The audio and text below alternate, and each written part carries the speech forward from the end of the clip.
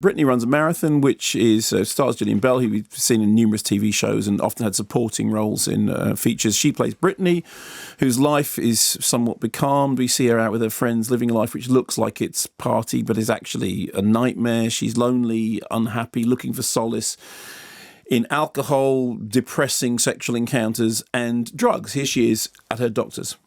What brings you in today? I have a hard time focusing. You get enough sleep every night? How much is enough? 6 to 8 hours. Oh, way more than that. That's not the problem. But I had a friend who was also just very out of it, and she was prescribed, what is it? Adderall?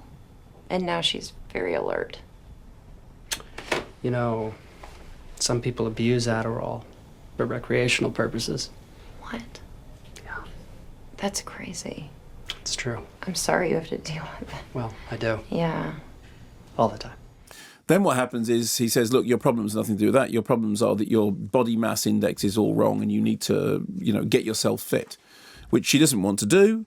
But inevitably, it spurs her into action, and she finds that she has decided to run a marathon. And as she does so, as she prepares for doing this, her life starts to change. A neighbour who once seemed to be an enemy becomes an ally. A friend who once seemed to be just an acquaintance becomes something more.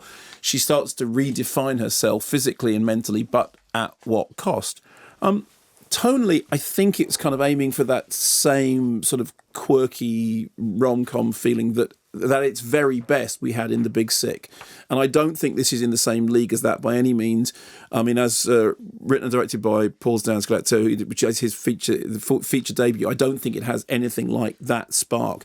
It is apparently inspired by the story of his roommate, who we do see in the credits. So there is the hint of a true story behind it. There are some fun supporting performances. Utkarsh Ambudkar is really funny, and there are some individually nice moments. But the whole thing felt like it wanted to be more crowd pleasing than I found it actually was. It's okay. It can't quite get itself tonally right. It's very difficult to get that balance between, on the one hand, something which is a crowd pleaser, on the other hand, there's that quirky indie rom-com feel about it, and it didn't completely gel for me. There were big sections in which I could see the writing, I could see the mechanics of it working. But there are, as I said, there are some individually good performances, and there are individual moments that are quite funny, and she is a very funny screen presence.